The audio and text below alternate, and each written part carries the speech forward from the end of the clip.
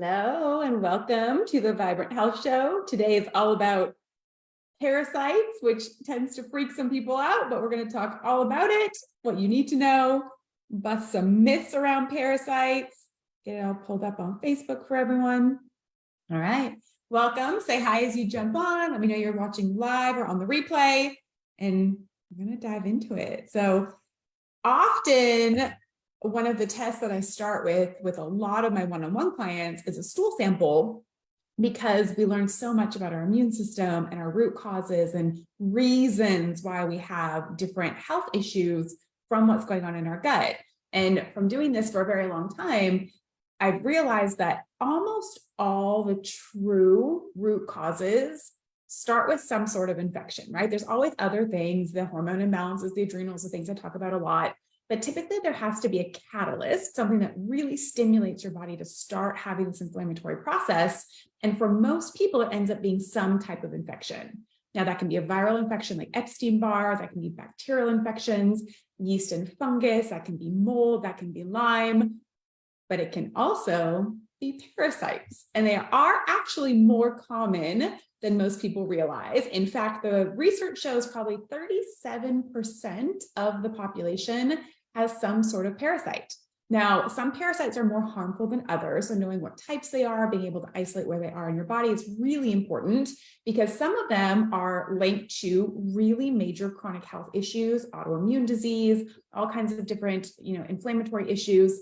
But then there are some that are actually possibly beneficial and not such a big deal. So just knowing you have parasites and knowing what type they are and what they're doing in your body is also really important to know if this is something that you really need to go after, treat, or do something about. So we'll talk a little bit about that today. But they are, I would concur with that statistic. I'd say probably 1 in 4, 1 in 5 stool samples tend to have a parasite, especially if you're having symptoms that are making you sick and you're investigating the gut. Usually we're going to find some type of pathogen or infection. So parasites are common, but they are also a big deal, and they're not simple to get rid of. So I actually really laugh when I'm watching these social media things about, oh, do this 10-day parasite cleanse and it's going to fix everything. I'm telling you right now, there is not a 10-day anything you're going to do to get rid of parasites. We do a lot of before and after testing. We recheck stool samples to make sure they're gone. And just doing one of these, quick cleanses is not going to do the job when it comes to actually getting rid of parasites. And we'll talk about why that is. There's a really specific process that has to happen when it comes to properly and getting rid of parasites long-term instead of just a quick fix for symptoms, which is really, really important. So we'll hit all of that today. But number one, how do you get a parasite? There's so many different ways, right? That's the toughest part, is to be able to really isolate. Like maybe if you knew, like I went on a trip and I drank some water and I'm certain that's where it came from, then you'll be able to really pinpoint it down. But that's not always the case, right? We can get parasites even not in foreign countries. We can get it from water sources. We can get it from undercooked, especially meats, but any types of foods. We can get it from soil and gardening. We can get it from animals. We can get it from swimming in lakes and rivers. There's so many different places that we can get exposed to these parasites that it's not so much about isolating where it came from. It's all about making sure the health of the host, right? The healthier your body is, the better able it's going to be to fight off these parasites, because the reality is we're all exposed to them, right? Ongoing, probably multiple times a year, you get exposure to things that have parasites. If you have a healthy, well-functioning body and immune system, your body knows how to deal with them. So why does one person get exposed and it's a quick stomach bug and it's gone? And then other people, it really takes root in their body and it becomes a chronic health issue. All of that comes down to how healthy is your body, which is always the answer, right? The healthier you are, the less you have to be worried about pathogens and infections and parasites. In fact, one of the number one risk factors for getting a chronic parasite that causes health problems is poor health and poor health habits. So the sicker you already are, the more inflammation you have. If you already have leaky gut, I did a whole talk about that last week, what causes it, what that means. If you have leaky gut, you're more prone to getting a chronic parasitic infection where the parasites can get in the bloodstream instead of just passing through the digestive tract. If you eat poorly. The nature of a parasite, right? What a parasite means is that it's an organism that needs the host to survive. So it is literally living off of your body and the food you're eating. And parasites love sugar and carbs and processed food. So if you're eating a lot of these things and you have poor eating habits, you're fueling an environment where this parasite can stay long-term and become a chronic problem, versus someone who's not consuming a bunch of inflammatory foods, who has a low sugar diet, who's eating a lot more health and whole foods. The parasite doesn't want to survive on those, right? It's not its food source of preference. So it's probably going to pass a whole lot faster than someone who keeps feeding it sugar. So if you don't want, I know it's a gross concept. Everyone's like, oh, I can't imagine like having these worms inside me. Like it's gross to think about.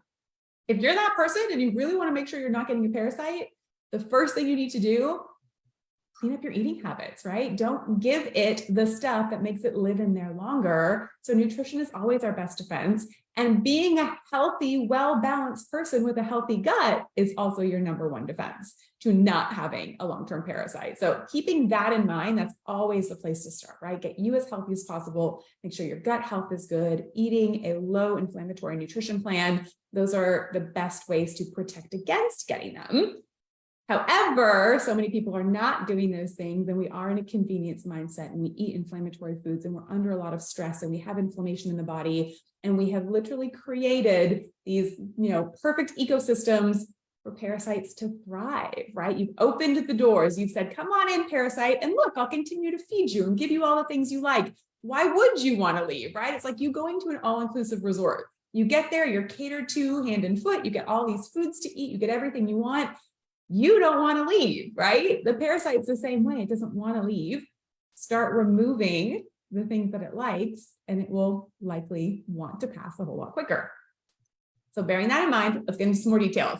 What are some signs that you might have a parasite? So a lot of the same signs of a parasite are similar to most other infections. So the first few I'm going to name, just because you have these certain ones doesn't specifically mean it's a parasite. That's why I'm a big fan of testing and seeing in different forms, like, do you actually have a parasite or not? Because you don't want to go through a major parasite cleanse if that's not necessary for your body. So just like any other infections, yes, a parasite could cause digestive issues, right? Diarrhea, sometimes constipation, bloating, stomach pains. Those are all things that could potentially be caused by a parasite. But those can also be caused by a bacterial infection and a yeast overgrowth or candida or Epstein-Barr virus or any number of infections, right? So just having GI upset doesn't necessarily mean you have a parasite, but it could, right? And so we test, that's why we want to know. So if you do have any type of digestive discomfort, definitely want to investigate what is creating that. So that's number one. Number two is skin issues. Again, a lot of times, not even a lot of times, almost all the time, if you have an external skin issue, eczema, psoriasis, rosacea, acne, it is the external representation of what's going on inside. So any type of parasite or any infection in the body is going to get pushed out through the skin. It's the largest organ. It's the easiest place for it to go. So parasites are well known for different skin issues. In particular, most people are aware of like roundworm, right? Is a fungal kind of parasitic, and you can see that on the skin, but that's not always what we're talking about. Even just your simple eczema and psoriasis could be a reflection of your body fighting off an internal infection like a parasite. Joint and muscle pain, especially unexplained, because parasites, just like I talk often about Epstein-Barr virus and other infections, anything that's going to trigger an immune system response makes systemic inflammation, which means it's going to get stuck in the muscles and the joints. So things like, man, like I just hurt all over, or in particular with parasites, pain that moves around, where sometimes it's like, oh, it was my neck today, now my legs hurt today, my arms feel heavy a different day. Pain that moves around typically has some sort of active infection, the two most common being Epstein-Barr virus or parasite. So if you have traveling pain, that could be a big sign that we have some active infections going on. Fatigue, but that's going to go with every infection, right? Just because you're tired doesn't mean it's a parasite, but there probably is some type of active infection. And again, it could be a parasite. That's why we want to test and make sure we know exactly what your source of infection is. But fatigue that just doesn't seem to lift, right? Or, I slept, but I still feel tired, or it's hard for me to make it through the day. However, fatigue is linked to so many other problems as well. It's not a definitive yes or no for parasites, versus some of the ones we're going to talk about now that are pretty classic for parasites specifically. So one of the odd ones is if you grind your teeth at night, especially if it's a new occurrence, like it's not something you've done your whole life, but you've just noticed maybe over the last couple of months or the last couple of weeks, you're waking up and your jaw's tight, or someone's mentioned they hear you grind your teeth at night. That is one of those things that a body and a nervous system will do in the presence of parasites, because they tend to become more active at night while you sleep. So teeth grinding at night, especially if it's new or not normal for you, I would definitely investigate and start checking to see if there's parasites there. So that's number one. Number two is anxiety. Parasites are very anxiety inducing. So again, these are more like, I'm not normally an anxious person, or I typically have pretty good control over my anxiety, but now I feel like it's out of control. New anxiety, especially at night and worse around the full moon, is really classic of a parasite. So one of the things about parasites is they really do respond to the phases of the moon. And there's actually scientific reasoning for this, right? So it's not kind of weirdo, woo-woo stuff that we're thinking about. The nature of the moon, right? It goes with the tides. So it pulls the tides in, it lets the tides release. Our body is 70% water, which means when we're at certain phases of the moon that your body is pulling a lot of fluid out of the cells, guess what comes out of those cells at the same time? Parasites, right? Any infections that are in there. So it's not abnormal to notice there's times around the lunar cycle that you get more intense symptoms, especially with parasites. And when it comes to really eradicating parasites, we do take some of those cycles into consideration when we're using certain herbs to make sure we're hitting the parasite at all of the different life cycles. I'm going to talk a little bit more about that as we go. But notice that if you notice times that you're more anxious, where you feel worse at night, or your sleep is worse, and it has to go with that full moon pattern, thinking we probably have an infection that your body's pulling out of the cells during those times, parasites could be one of them. So the teeth grinding around the lunar cycle, anxiety that is not normal to you, and especially worse at night, those are all things that could be parasites. Also anemia, chronic anemia. If you are iron deficient and it doesn't seem to get better, just maybe your doctor puts you on an iron pill, or it chronically stays low. Whenever I see chronically low iron or chronically low ferritin, and there isn't another reason for it, right? There's no GI bleed, we're not having super heavy cycles. So anemia that doesn't seem to go away when there isn't a cause, there's always a cause, spoiler alert, but when you can't find a medical cause for it, infections, again, my top two for a lot of these, because they really kind of go hand in hand, or they react similar in the body, is Epstein-Barr virus and parasites. So chronic anemia, I'm immediately thinking we have something that's eating up all of your iron storage, right? It's either a virus or a parasite, most likely. Let's figure out which one it is so we can handle that appropriately. So if you've had chronically low iron and it doesn't seem to budge, a parasite could be the cause for that.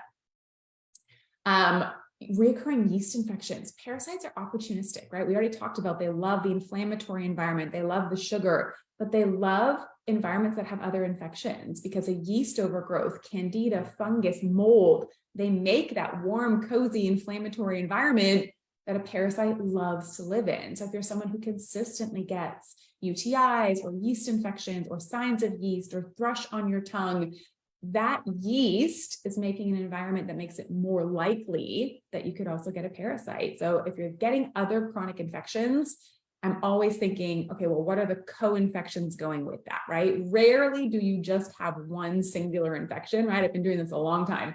Rarely does someone have one infection, because one infection really makes the perfect environment for these other ones to tag along. So we always want to identify as many co-infections as possible. Is there also parasites and a virus? Do we also have yeast? Is there bacteria there as well? The more of those you can identify and remove, the better your body is going to be able to fight these things off now, but also the least worry you have to have moving forward that you're going to get new infections, right? If we can calm the immune system down and get it working better, we're supposed to be able to be exposed to parasites and your body should fight them off, right? That's the goal. But for most of us, we have too many other things going on that our body just does not have the ability or the capacity to fight off these infections anymore, because it's so busy dealing with all the other overgrowth and inflammation and infections. So that's really with any type of infection. The goal is remove as many things that are triggering your immune system as possible, allow the immune system to chill out, and then reteach it to do its job again, right? So we're not constantly in fear of these types of infections. So other reoccurring overgrowth and infections, start thinking, okay, I must have a co-infection. Something's allowing this to keep coming back and back and back. Parasites being one of those things. And then a really kind of telltale sign, if there's a lot of itchiness, especially around the anal area or the vaginal canal, if there's itchiness, if you feel like there's always discomfort in that area, no matter how good you wipe or right after a shower, or, you know, making sure hygiene is good and you're still getting that itchiness is really classic of parasites. So if that's happening, and this is something for kids too, right? If you know, like their hygiene is good, you taught them to wipe well, there's not stuff left over, and they still get that itchiness that keeps coming back, parasites are a likely cause of that. So looking into those types of things. And then consistent hunger, like never feeling like you're full, right? Remember, you're sharing your nutrients with these parasites. So if you eat and you're hungry an hour or two later, or no matter how much you eat, you might feel full for a minute, but then you could eat again, 30 minutes later. Cravings, especially for sugars and high starch foods, those could be a parasitic infection because they're eating those things up. So you're not absorbing as much of your nutrients as you should, because the parasite's taking a lot of what you're eating, right? So that kind of incessant hunger, or hunger that comes back shortly after meals, you want to start thinking, what's blocking me from absorbing that nutrition, right? Why am I not staying full longer? Could be a parasite. So any of those last few, those are ones that are pretty typical for parasites, especially if you have one of those. It's time to investigate, right? Favorite way to investigate is through a comprehensive stool sample. Now, there are times that it doesn't always show up in the stool sample. If you look stuff up and you research it, you will see that it's not 100% definitive. Just because it comes back negative on a stool sample doesn't mean that you might not have them other places in the body. So there's other things I look at when I'm working with somebody. There are circumstances or exposures or certain symptoms that we might still decide it's necessary to go in and do some type of parasite work. But if you're really curious, 80 to 90% of the time, if you have a parasite, it is going to show up on a stool sample. And then if you're that odd person that it doesn't, there's other things that we can investigate. But that is the best place to start, because if it's in the digestive system, it's likely getting into the bloodstream, and it gets to all kinds of different areas. One of the biggest problems with parasites is once it gets in the bloodstream, they start to kind of take root in different organ systems. They love to live in the liver. They like the thyroid. Parasites are highly linked to autoimmune disease, including Hashimoto's. They like to live in the adrenals because that warm, squishy glandular tissue is the perfect place for them to embed and get comfortable, which is also why it's more difficult than just doing a quick cleanse to get rid of a parasite. So I'm a huge fan of testing first. If you haven't done a stool sample, we do have a discount on our comprehensive stool sample until the end of October. I will drop those links below. You get $50 off a comprehensive stool sample that will check for parasites, bacterial infection, fungus and yeast. It checks for candida, inflammation in the gut. It's signs of leaky gut. It looks at your digestion and absorption markers. It is really the best holistic snapshot of what's going on with your gut and your microbiome, which when it comes to health is foundational. If you do not have a healthy gut, you will not be a healthy person. End of story. That has to happen first. Even if your goal is weight loss, or if your goal is more libido, or if your goal is hormone balance, none of those things are possible if you have poor gut health. That has to be step one. So testing a stool sample is a great way to know where to start and what you actually need, so you're not doing things that are unnecessary. So I'll drop those links with the discount because we only have it on for about another 10 days. So make sure you take advantage of that. Next, we're going to go over some risk factors. We talked about it a little bit, but really your main risk factors are anything that affects your immune system and anything that affects your inflammation, right? So people who are on immune system weakening medications, you're more prone to parasites. People who have poor diet, you're more prone to parasites. People who travel a lot, you're more prone to parasites because you're getting exposed to more of them in different countries and different types of parasites that your body's maybe not able to fight off as much. So travel does put you at risk.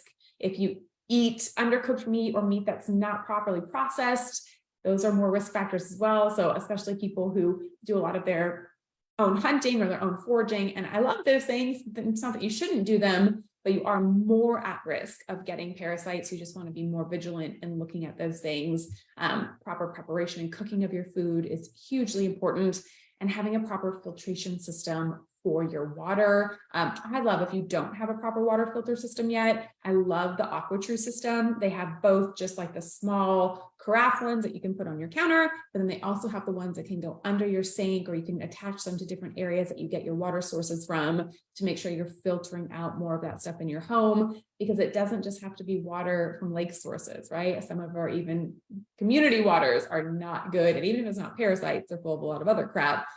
So a good water filtration system is important. So I'll put the link to my favorite one in here as well, but really just making sure you're preventing as much of that as possible, making sure you're eating low inflammation, your immune system is strong. If you're traveling, making sure you're doing preventative measures, simple things, right? Hand washing, making sure that you're, not touching a bunch of stuff and then touching your mouth, like all those things that we learn as a kid, that sometimes we forget as adults. Those are ways to reduce the transmission of those parasites.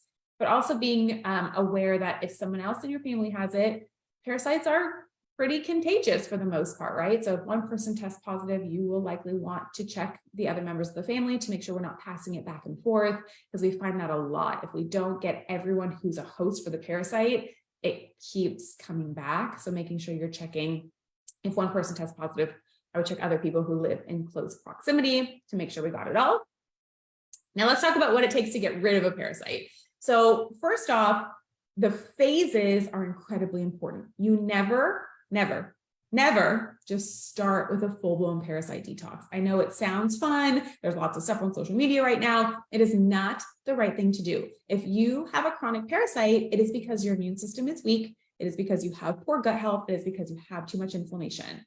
If you do not fix those three things first, and you just try and get rid of a bunch of parasites, you will likely make yourself very sick. In fact, if your detox pathways aren't working well and you mobilize a bunch of parasites, you've literally just allowed them to circulate around your body, and your body can't get rid of them effectively. They're going to find other places to go. And typically the new places they find will cause even more symptoms. So for me, we don't parasite detox specifically until we've dealt with the immune system and it's working better, inflammation is reduced, and we know that the body is ready to get rid of those parasites, which is one of the reasons I love testing with a stool sample first, because we get to see what else needs to be fixed before you're ready to actually do a parasite detox. So please do not follow the shiny objects and get these detoxes and think it's going to change your life. You could really do a lot more harm than good if you do it too soon, right? Rule of thumb is the right thing at the right time. You cannot skip phases, you cannot rush, or you could end up making yourself sicker. So even though it's important to detox them out, you have to lay the foundation first by making sure you have good gut health and good immune system function. And then when you do get to detoxing the parasites, we tend to have to do them in cycles. It takes more than just one cycle, because there's different life cycles of parasites. So sometimes they're in the ova, the egg form. Sometimes they're in the actual worm form. Sometimes they're in the in-between forms. And if you just do one cleanse, you're only getting rid of what was active. Well, the eggs over the next several weeks are going to hatch, and you're going to have new active ones. You'll have to go back in and clean that out. When it's the full moon, it pulls more of them out. They become more active. You have to clear those ones out. So having a really specific plan and protocol for parasites is incredibly important. Actually, it's make or break. If you don't do it the right way, these things will keep coming back. But if you do it the right way, you can properly get rid of them. And you also want to make sure you're not wearing out the gut. I see a lot of these parasite cleanses that are incredibly forceful, and maybe they'll get rid of the parasite, but you probably wiped out all your good bacteria. You had a disruption in your microbiome, and now you've opened yourself up to new infections moving forward because you've actually created more damage and inflammation in the gut. So making sure you have a plan that will take at least, in my opinion, at least kind of 3 different types of parasite detox with breaks in between to make sure you're getting it in all those life cycles, that you have a good plan to rebuild the immune system in the gut after detox, because regardless of how gentle you try and be, naturally you're going to disrupt some of your good flora, your good microbiome in the detox process. So having a really good plan to follow up with that as well, and trying not to do any of these really quick ones that are mobilizing parasites everywhere and not actually binding them and getting rid of them. So I always suggest when it comes to parasites, it's a tricky thing.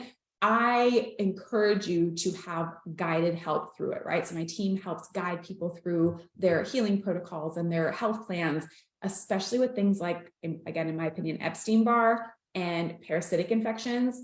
It requires guidance. This is not something you want to go at alone, because there's a lot of very intricate details and decisions that need to be made to make sure that you're doing it properly. So if you are suspecting some of these things, a beautiful place to start is with getting the stool sample, right? Get your stool sample done and completed. And then included in the purchase of your stool sample, you will get a test read appointment with one of my doctors where we can start talking about what that guided process will look like for you. Trust me, when it comes to parasites, you want the help, right? There's lots of steps that it's going to take, and it's not starting with that detox. A couple of things that are good to help prevent, or if you do know that you have parasites, but again, this is not a fix all, but two of the best herbs for parasites. Number one is wormwood. Wormwood is a great antiparasitic. It will help kind of reduce the parasitic load, but it's certainly not going to be able to pull it all out of the cells, get all the life cycles, and do everything you need. But wormwood is a really effective way to just kind of calm down how many you have, or maybe lessen some of your symptoms in the meantime. And then berberine is my second one. Now, those are just small pieces of what it takes to really get rid of parasites. But great places to start, right? If you're curious if, they will help reduce some symptoms, or you do have the anxiety or the itching or the teeth grinding, adding wormwood or berberine would be perfectly acceptable. But just know it's not going to be the cure-all if you actually have active parasites. It takes a whole lot more work than that. Those are two of the things that we often use, combined with other methods to pull out the parasite, to make sure we're binding it, and most importantly, to make sure we are safely removing it from the body and not allowing it to circulate in the bloodstream, where it can get in other areas. So when it comes to parasites, kind of complicated. I know it seems scary and gross to think that you might have them, but the research says 37% of people probably do. If you have, thoughts that you might, or you have some of those symptoms that we mentioned today, highly recommend you getting a stool sample. If it is a parasitic infection, definitely want some guided help to walk through that process, because it is one of the trickier things that we deal with. And there's plenty of times we retest and sometimes they're still there, and it takes another round. Just by nature of how a parasite lives in the body, it is certainly not a quick fix, but when it comes to your health, it's a very important fix. And if untreated, those parasites are highly linked to different inflammatory conditions and autoimmune disease. So really making sure you're doing the right things if you have a parasite. But it starts, number one, with testing to see if you do have a parasite. So I'll put the link for that stool sample in there. If you have questions, feel free to put them in the comments. I will come back later today and answer any of those. Hope you learned some things about parasites today. Let me know if you're curious. Let me know if you have any of those symptoms and you're worried that you might have one. Love to hear your experience with any of that stuff. And we'll be back next week with more health topics on our Vibrant Health Show.